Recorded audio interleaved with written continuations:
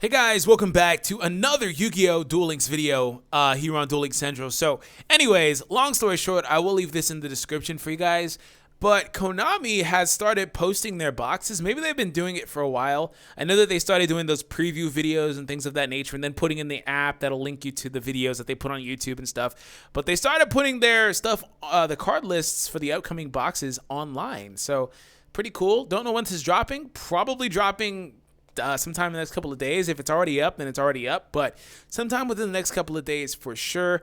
Anyways, hope you guys enjoy this. Subscribe if you're new for more content here on the channel. We're going to talk about Servants of Kings, excuse me, the new mini box featuring Dark Magician of Chaos.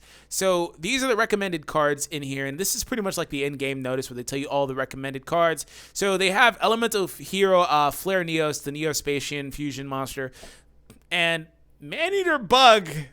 Why do I feel like Maneater Bug is going to be busted in this game? It's like he's one of the original cards, and I feel like he's going to be freaking busted. Maybe not, because Hane doesn't get a whole lot of play anymore, or Hane, whatever. But, you know, it probably will, because he's going to be able to destroy the opponent's monster. Maneater Bug is going to be really good. Forbidden Chalice is a good card too. Painful Decision, Air, Cracking Storm, and Wall of Disruption. I don't know exactly what all these cards do, so forgive me.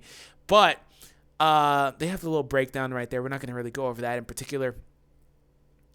If the page wants to load, where did the stuff go? It's all right. Well, oh, it was here.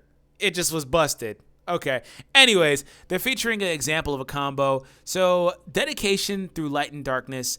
Tribute one Dark Magician, special summon one Dark Magician of Chaos from your hand deck or graveyard. So yeah, you could pop this guy out with the effect of that in a Dark Magician deck, and then Birthright will let you bring back the Dark Magician from the graveyard.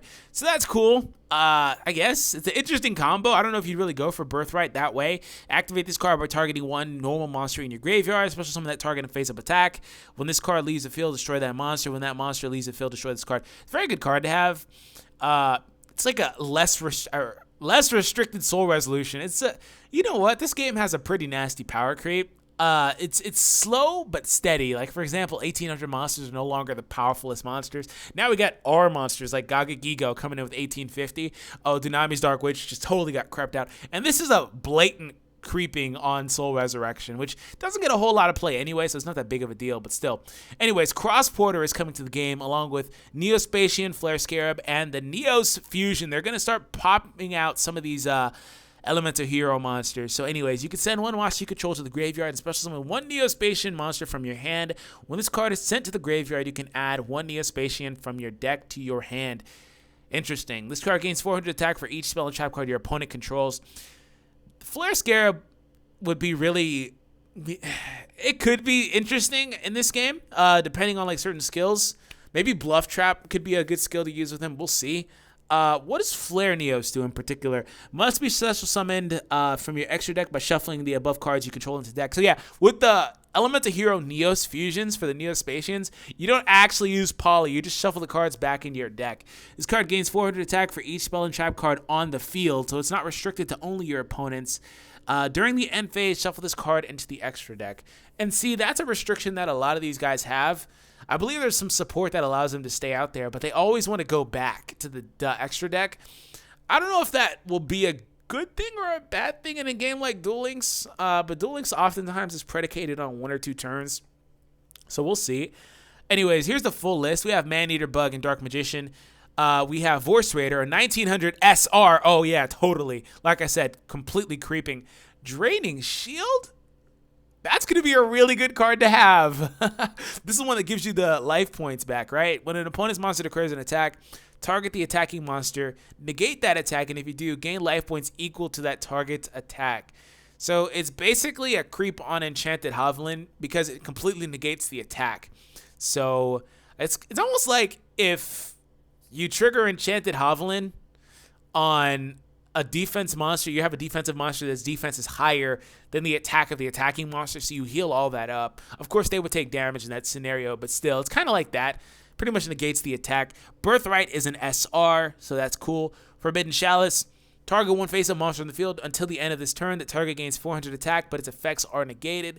Quick play card, not a bad card to have. Very solid card. Pretty much like an Inspiration. Inspiration is probably a better card to have.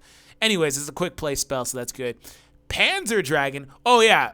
Forbidden Chalice could be sneaky good with magical something. One machine-type monster and one dragon-type monster fusion, so it's not specific.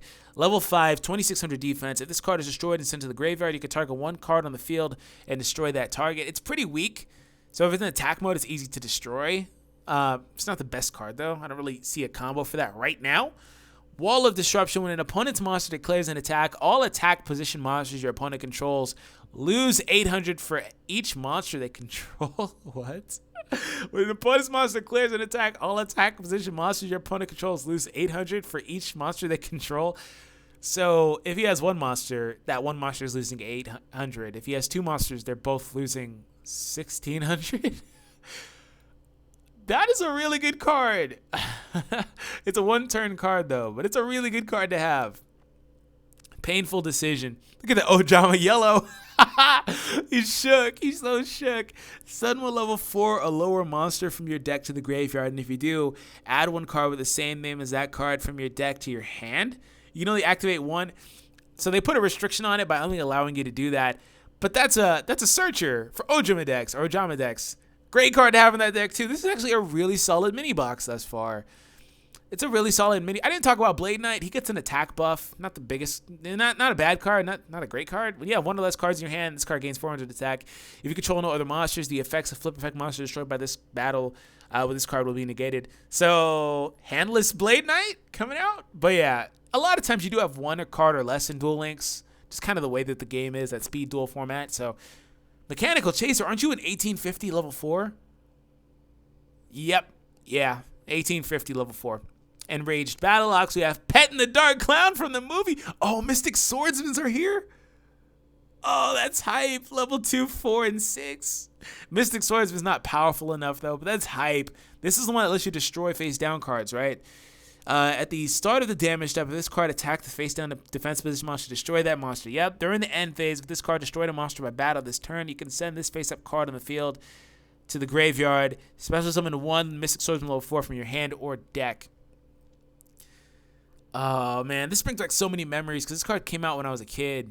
I'm like 23 now. It came out when I was a kid. Level 4, 1900. Same thing. Oh, man. All right, level 6. What do you do? Same thing. At the start of the... cannot be normal summoned. Must be... Cannot be normal summoned.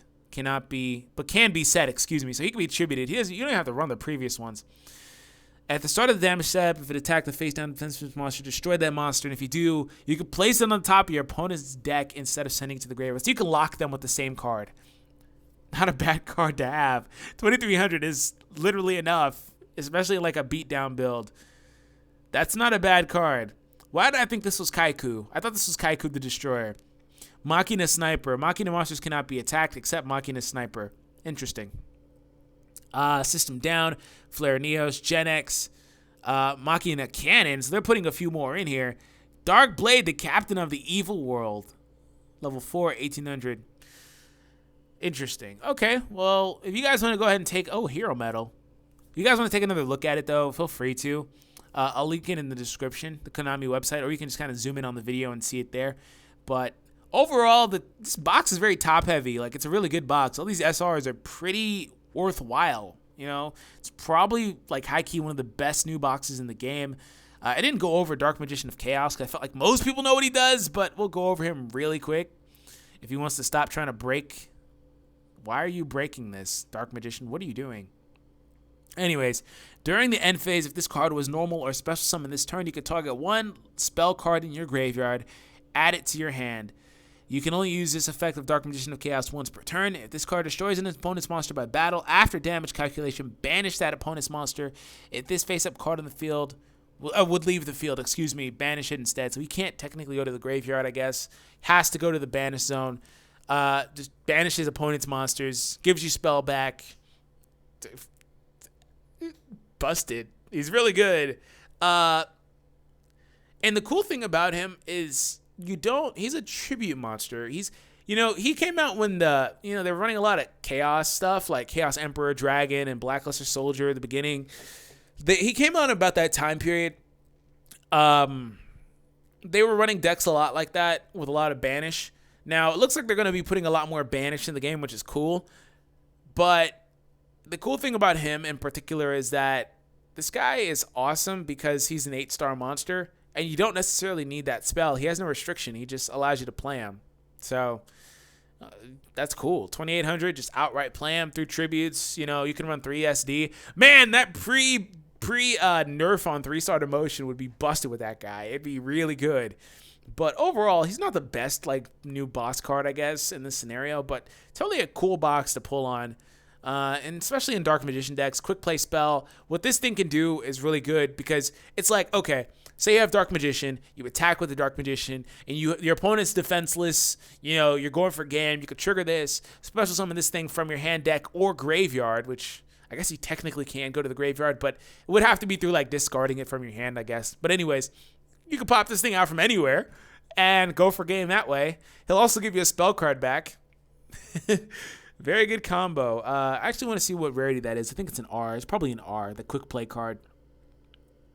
Yep, it's an R. It's an N, actually. Anyways, hope you guys enjoyed it. Subscribe if you're new, and I'll catch you guys in the next Yu-Gi-Oh! Duel Links video looking at Death Spiral Limb. Take it easy, guys.